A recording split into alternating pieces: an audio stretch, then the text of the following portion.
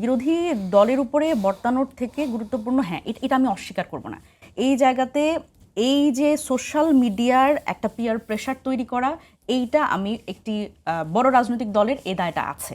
এটা নির্বাচনের আগে বলেন এবং আমি ডাকসু নির্বাচনের আগে আরও অনেক বেশি ভালোভাবে ফিল করেছি, এবং they have very much investment on this.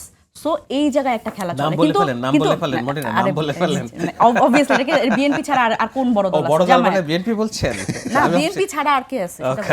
এখন বিষয়টা হচ্ছে বিএনপি ছাড়া আর কে আছে? জামাত।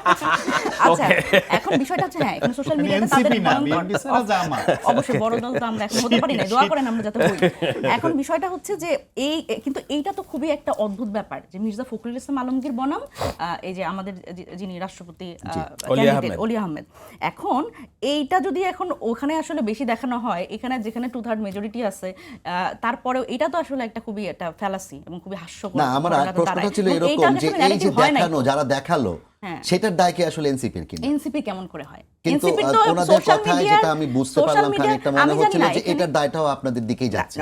এমনিতেও কিন্তু শব্দ এনসিপির, হ্যাঁ এমনিতেই শব্দ এনসিপির, আপনি যা যা বলবেন শব্দ এনসিপির, এটা আমরা স্বীকার করি, মানে যাই হবে বাংলাদেশে যত খারাপ হবে শব্দ এনসিপির, এটাতে আমরা স্বীকার করি।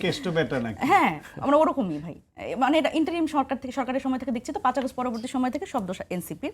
এখন বিষয়টা হচ্ছে যে দেখেন, তারপরেও আমাদের একটু মানে ভাইরা হচ্ছে একাডেমিক জায়গা থেকে বিশ্লেষণ করলেন, কিন্তু আমি একটু বলি যে আমরা, আপনার কি মনে হয় যে যারা বিরোধী দল তারা কি এই যে নানান ধরনের শক্ত কথা বলা, সমালোচনা করা, এর মাধ্যমে কি চায়? তারা চায় সরকার আসলে যে ভুলগুলো করছে সেগুলো যাতে না করে।